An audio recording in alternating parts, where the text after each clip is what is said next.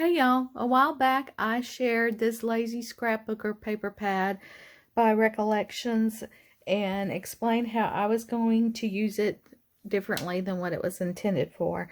It was intended for you just to insert a photo. I did this one here as an example.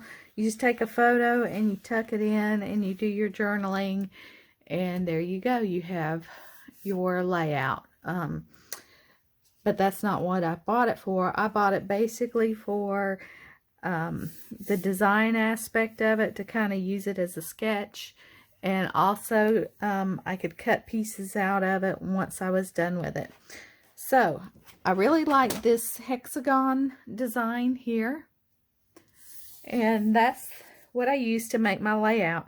Now how I started was I just cut this one full hexagon out as a pattern and used it to cut my 3 photos, and I'll share with you the layout I made. And I actually made it using a 6x6 paper pad, so I was excited about that, and I was excited about stamping.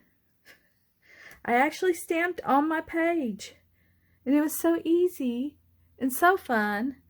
And I had bought this Tim Holtz stamping platform a while back, maybe a year and a half ago, and I finally used it, and I'm like, oh my gosh, why haven't I used this before? If you haven't, give it a try. It's so easy. Okay, so for my layout, I said I used a 6x6 paper pad. I think it was called Wander. I'm not sure, but I just used that template and cut out hexagons out of that paper pattern. So if you don't use a 6x6 paper pad, I would suggest using, you know, something with a smaller design on it, because these are smaller pieces. And I basically just duplicated the layout. I put my title here, and I did my stamping here, right here, and this Explorer's also stamped. And I cut this out of the paper pad, and then I also did this tree punches, put an enamel dot, and then I added some stitching around 3 of my hexagons, because you know it's good to do things in odd numbers versus even. And so I have my 3 photos. And the thing you have to be careful when you are using, like, say, this hexagon shape is, you know, just check the placement of your photos. It's better if you use a photo that's kind of far off, or of one single thing. You just kind of have to go through, because not every photo you have is going to work if you cut it into a hexagon shape.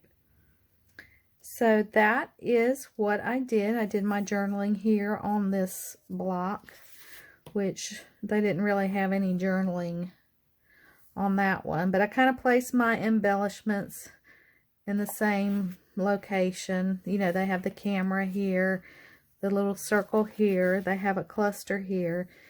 They had something here, but I didn't duplicate that. And then I put my title down here, and then I did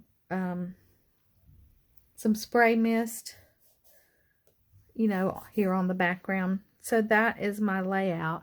And with the leftovers from my page, because there's 2 sheets to a paper pad, I'm going to show you what I did so I wasn't wasting anything.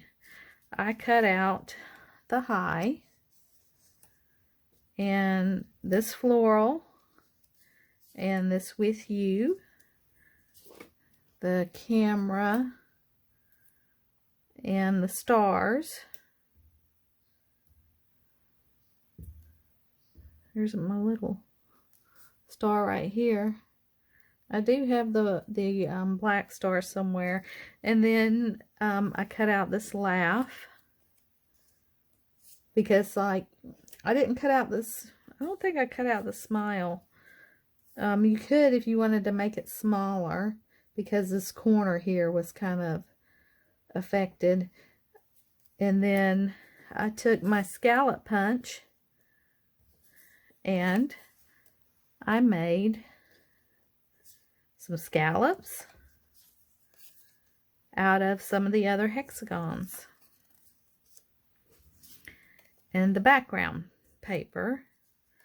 And then I made some partial scallops that you could use for tucking. Here's that stripe. Here's another background piece, and then I cut a circle out of the orange, and then I just cut a whole bunch of little florals with a punch that I can use single, or you can, you know, layer them up. So I got a lot of use out of that one piece of paper. I felt it gave me a design idea as a sketch, and it also gave me some great embellishments to use to put in my stash. So if you are on a scrappy budget or a spending freeze, it's a great idea to do with your leftover pieces. So that's my layout for today. Thanks for watching. Bye.